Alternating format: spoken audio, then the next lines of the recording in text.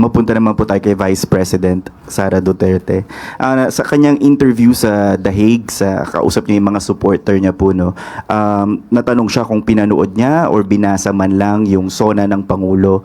Ang sabi niya po, hindi niya po binasa or hindi rin po siya interesadong panoorin because it's a waste of time of the Filipino people. Coming from the Vice President, ano po ang reaction niyo po na dito?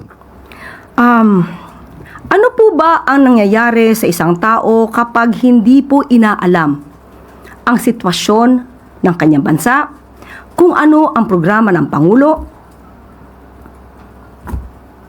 Walang alam.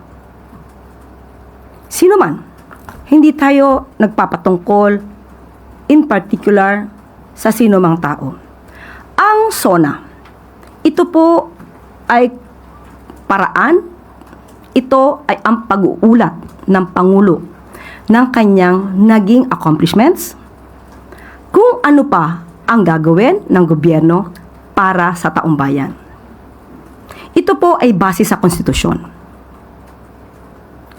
Ang hindi pagbibigay respeto sa SONA ay hindi pagrespeto sa konstitusyon, hindi pagrespeto sa institusyon.